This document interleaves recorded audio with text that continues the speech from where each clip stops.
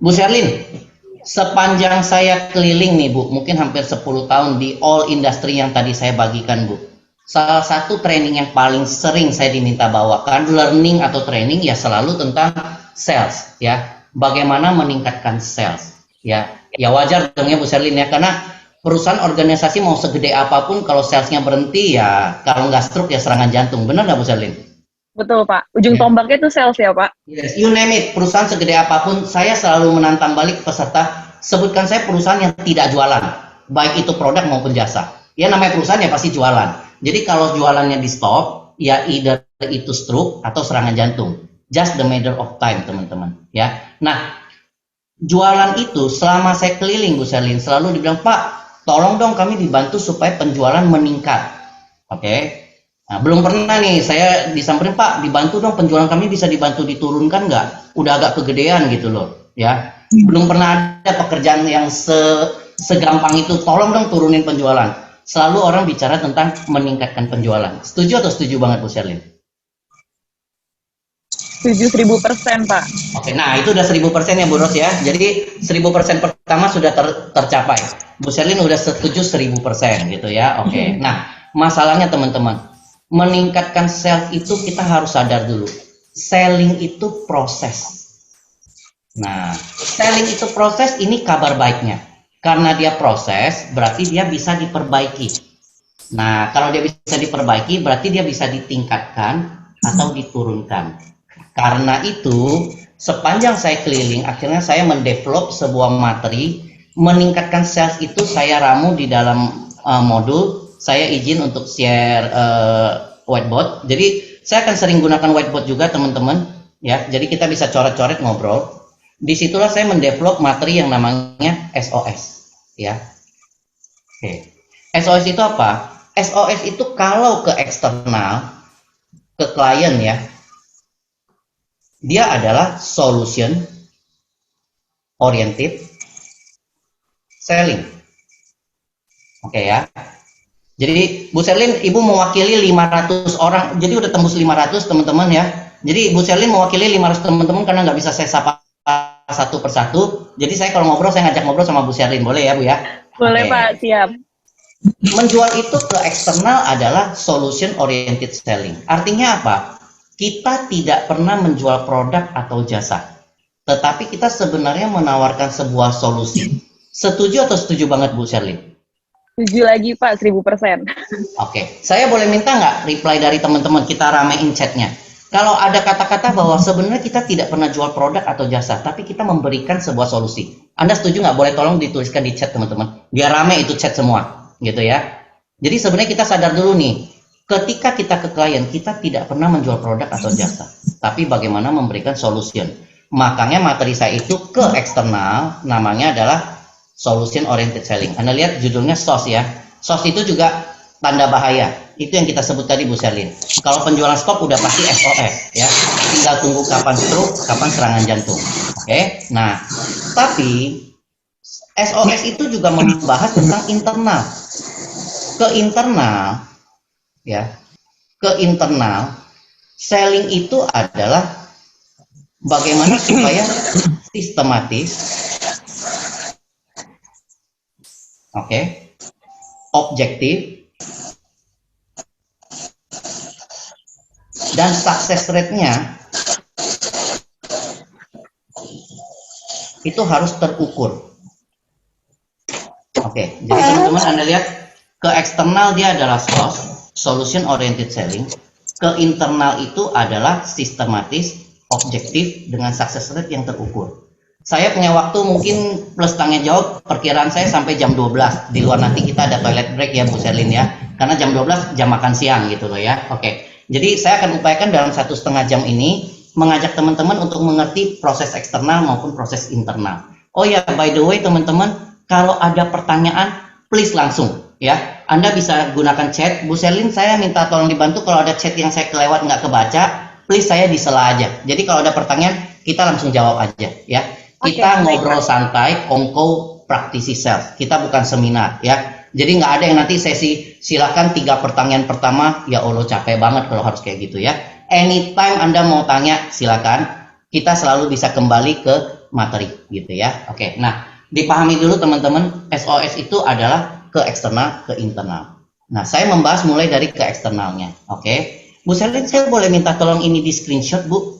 Jadi walaupun tulisan saya nggak bagus, tapi teman-teman nanti bisa sebagai catatan later. Walaupun ini udah di-record ya, jadi kita tambahkan screenshot. Teman-teman yang saya minta maaf adalah tulisan saya nggak bisa bagus. Jadi kalau Anda tahu secara kualifikasi tulisan saya mestinya dokter gitu loh ya. Cuman secara IQ nggak nyampe, jadi nggak bisa kuliah kedokteran gitu loh. Oke Bu Ros, kalau IQ-nya nyampe nggak jadi pembicara Bu, jadi dokter. Karena dari tulisan kelihatan itu cocok buat jadi dokter gitu ya. Tapi moga-moga walaupun tulisannya nggak bagus, materinya yang bisa cocok buat Anda ya. Oke, karena sudah di screenshot, saya izin saya hapus. Jadi Anda paham ketika saya membawakan SOS itu dua, ke eksternal, ke klien, dan ke internal. Oke, saya hapus. Sekarang saya bahas dulu dari eksternal teman-teman. Habis itu nanti kita akan membahas yang internal ya. Oke.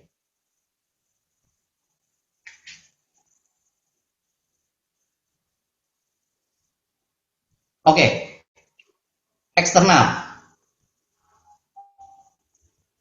Karena hari ini kita kumpul, memang saya lihat dari tadi yang join dari nama, kebanyakan adalah backgroundnya property broker, property agent. Tetapi juga pasti di luar itu karena ini dibuka untuk umum, benar ya Pak Charlie ya, kita open for public, berarti banyak juga profesi lain. Jadi saya harus menggambarkan tidak selalu hanya properti gitu loh teman-teman ya. Nah, apapun profesi Anda lihat nih tadi teman-teman, saya keliling sedemikian banyak industri.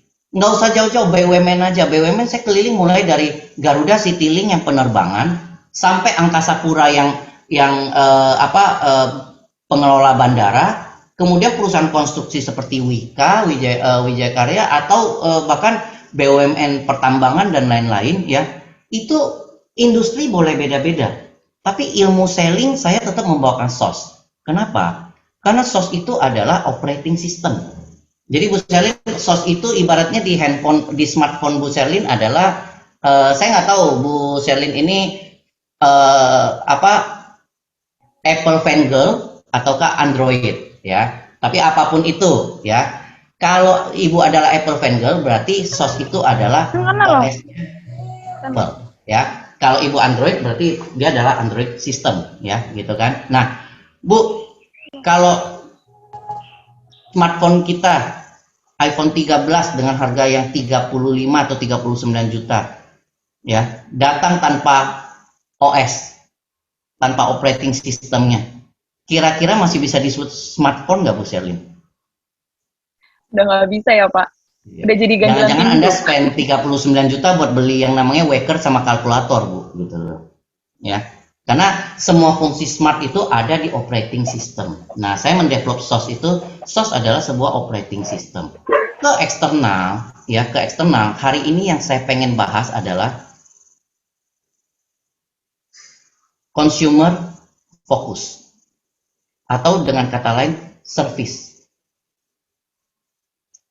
Kalau Anda mengatakan Anda mau meningkatkan penjualan berapa persen pun, sebelum kita bicara yang lain, karena kita tahu bahwa kita tidak menjual produk atau jasa, tapi kita mengelola solusi, berarti fokus kita adalah di konsumen. Setuju atau setuju banget teman-teman? Boleh tolong tulis di chat ya.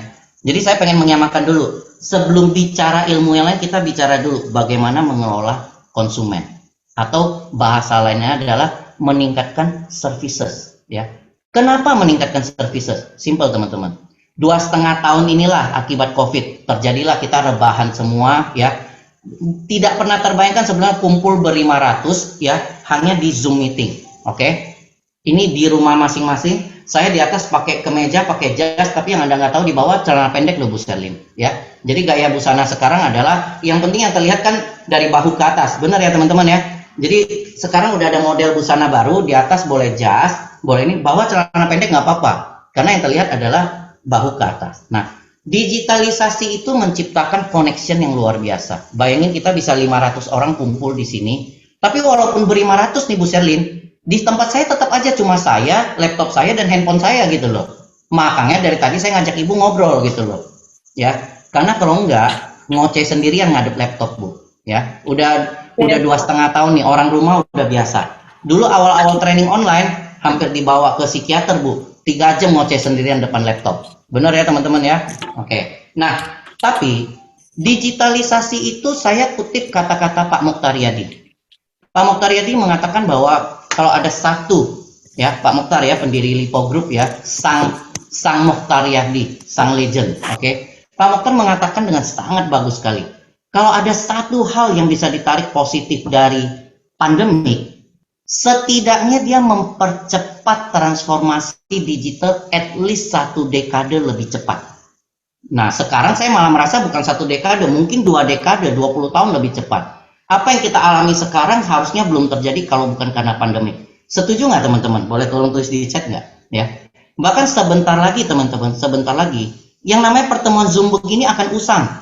Jadi Zoom aja, Zoom yang baru naik daun 2 tahun yang lalu, naik daun luar biasa, sebentar lagi akan usang.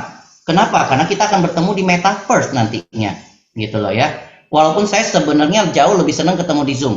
Kalau di Zoom saya yakin Bu Sherlyn ya, tampilannya Bu Sherlyn gitu loh ya, cantik dengan senyum yang luar biasa Bu Sherlyn. Kalau di Metaverse nggak tahu yang muncul apa Bu, ya. Nanti jangankan jenis kelamin yang berbeda Bu, spesies yang berbeda aja bisa muncul kalau di Metaverse, ya kan? Oke ya. Nah, teman-teman, tetapi jangan salah, digitalisasi luar biasa di menciptakan connection. Tapi dia adalah pisau bermata dua nih teman-teman. Digitalisasi itu persis seperti pisau di dapur. Dia bisa berfungsi dengan luar biasa, ya. Bu Ros, saya rasa nggak akan mungkin bisa masak di dapur tanpa pisau ya Bu Ros ya. Ya, betul. Ya. Tapi jangan salah, pisau yang sama juga bisa digunakan sebagai alat kejahatan gitu loh. Jadi pisau adalah tools, digital adalah tools. Digital menciptakan connection luar biasa. Tapi digitalisasi juga membawa banyak efek-efek negatif, termasuk dalam jualan. Jualan itu digital yang pertama-tama dibunuh apa? Middleman atau middlewoman. Jadi teman-teman mesti sadar dulu nih, digitalisasi itu membunuh middleman dulu loh pertama-tama. Nah kalau Anda menyebut diri Anda sales, kita ini middleman dong. Benar nggak Bu Ros? Kalau Bu Ros ya middlewoman, Bu Ros jangan jadi middleman. Iya, betul. Ya, kalau sales itu kita adalah middlewoman, middleman. Selling ketika ketemu digitalisasi teman-teman, sebenarnya yang pertama-tama dihilangkan adalah fungsi middle-nya. Zaman sekarang ibu-ibu itu bisa beli barang langsung dari pengrajinnya atau dari produsennya, baik itu di Wonosobo, di Wonogiri, I don't know, you name it, ya. Plus ongkir nyampe di Jakarta, bisa jauh lebih murah dengan harus melewati sekian banyak ini, ya. Digitalisasi juga menciptakan yang namanya efek komoditas. Segala sesuatu menjadi komoditas, segala sesuatu dicari perbandingannya, ya. Makanya zaman sekarang yang namanya Bu Sherlyn kalau ke mall itu lihat barang, pegang, ya. Belinya di mana? Di online, ya. Itu dimulai dari perilaku ibu-ibu yang ke mall, lihat barang, dipegang, di ini SPG-nya udah ngelihat ini pasti jadi, ujung-ujungnya ditaruh lagi keluar kliknya ya di Tokopedia atau Blibli. Benar Bu Sherlyn? Betul banget, Pak. Oke, Bu, kalau perilakunya kita kayak begitu terus, nanti tinggal tunggu waktu Ibu kalau ke mall ditanya, mau tiket satuan apa tiket terusan, Bu? Ya. Tiket satuan itu per pemakaian eskalator 5.000, per pemakaian lift 20.000. Kalau tiket terusan 75.000 free pakai seumur hidup, seharian dicap di tangan. Terus apa bedanya ke mall sama ke Dufan, Bu Sherlyn? Gitu loh ya. Ya kalau semua ngelihat barang di mall, showroom, belinya di online. Nah, itu berarti fungsi toko di mall adalah showroom, ya. Perilaku dari ibu-ibu juga udah menular ke bapak-bapak. Jadi udah bukan di ibu-ibu, ini udah perilaku keseluruhan. Makanya Bu Sherlyn saya sekarang paling nggak suka kalau disapa bos. Kalau dia bilang bos, bos, saya selalu katakan kata siapa bos? Saya udah juragan, dikit lagi anak sultan, ya. Nah, ini buat yang ngerti aja ya. Kalau Anda ngerti Anda tahu lah ya. Bos itu cuma di atas warga gitu loh, kok bangga jadi bos, ya kan? Jadi kalau ada yang bilang bos, bos, saya selalu katakan sudah juragan, sebentar lagi anak sultan. Nah, Anda lihat ya, perilaku digitalisasi menciptakan transformasi pembelian yang luar biasa. Oke? Tetapi perilaku konsumennya berubah. Nah, perilaku konsumen berubah ini yang harus dikelola, teman-teman. Terutama lewat apa? Terutama lewat service, ya. Saya izin saya hapus di sininya. Saya tuliskan secara jelas. Saya menggambarkan kepada teman-teman karena pembelajaran kita tersistematis, jadi kita mesti ngerti, ya. Untuk mengerti bahwa servis itu sekarang sangat menentukan, bayar parkir 2.000 juga dipanggil bos ya Kak. Yes, Coach Willy ya, dipanggil bos, tapi mungkin boleh juga kalau tukang parkir panggil bos, kasih tahu udah juragan gitu loh Coach Willy ya. Oke. Nah, untuk mengerti pentingnya services, saya mengajak Anda melihat teman-teman ya. Selling itu selalu kita membahas pasti yang pertama adalah self pad. Oke. Jadi saya gunakan menulis, saya tidak gunakan slide supaya pembelajaran lebih enak, bisa bertahap. Bu Selin, pad di sini bukan sosial media warna pink yang dulu ibu punya dan udah punah itu ya Bu ya? Iya Pak, udah punah sekarang. Oh iya, sayang kita nggak terkonek di pad ya, gitu ya. Oke, pad udah punah sekarang. Pad di sini adalah jalur yang dilewati seorang sales ya.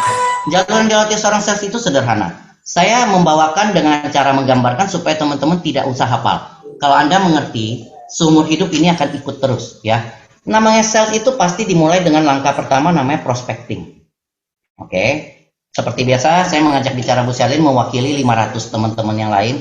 Bu Selin, Anda juga kalau gabung MLM Bu, pertama-tama pasti ditanya benar nggak? Teman SD siapa? Teman SMP siapa? Teman SMA siapa? Teman kuliah siapa? Ya, Pak. Benar ya? Saudara, ipar, misan, sepupu. Sepupu kedua dari ipar ketiga, misan kelima. Benar? Itu namanya prospecting, database. Oke. Nah, setelah Anda punya database prospecting, apa gunanya punya database kalau tidak pernah di approach? Jadi langkah kedua dalam sales adalah approaching. Oke, jadi teman-teman jangan dihafal tapi dimengerti nih. Setelah punya prospecting, pasti kita approaching, bikin janji temu. Benar Bu Selin?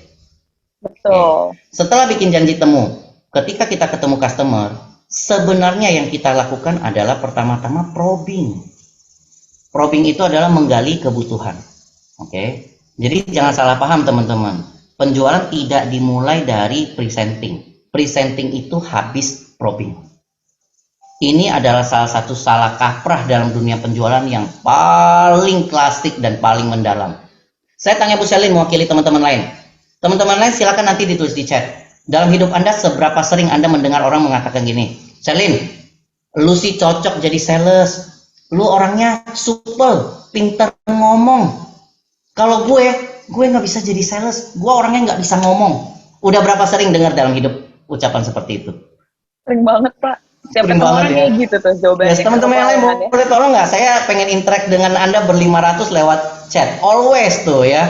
Sering. Jadi orang menganggap Anda cocok jadi sales karena Anda pintar ngomong. Salah.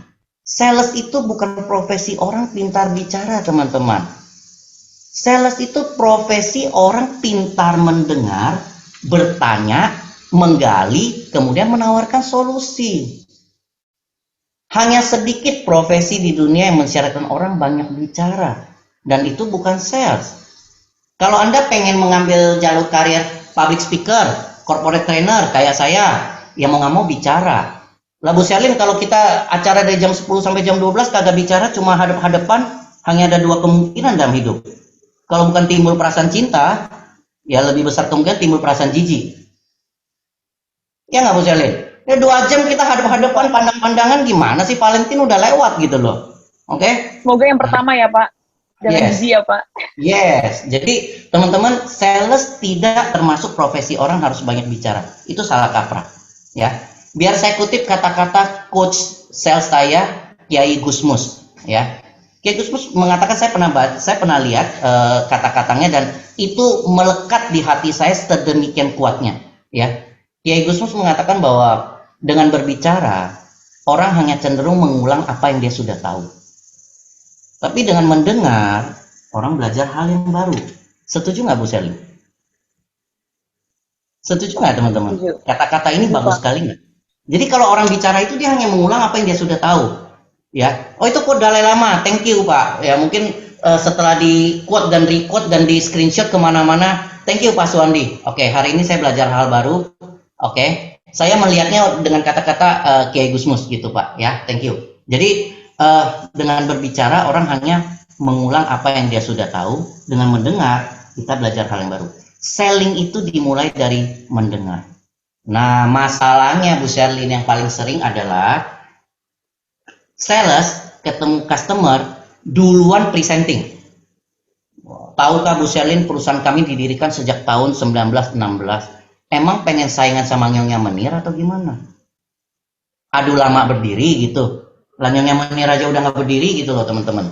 Ya, nah selling itu dimulai dengan mendengar. Nah inilah yang jadi masalah nih. Kalau Anda tidak mendengar, dari mana Anda tahu problemnya customer? Padahal selling itu memberikan solution. Setuju nggak teman-teman? Jadi Bu Sherlyn, saya selalu menggunakan analogi sederhana. Jualan itu gampang atau susah tergantung. Kalau di probingnya kita tahu dia diare, problemnya adalah diare. Di presenting mampu memberikan solusinya adalah diapet. Jualan mudah atau sulit, Mbak Sherlyn?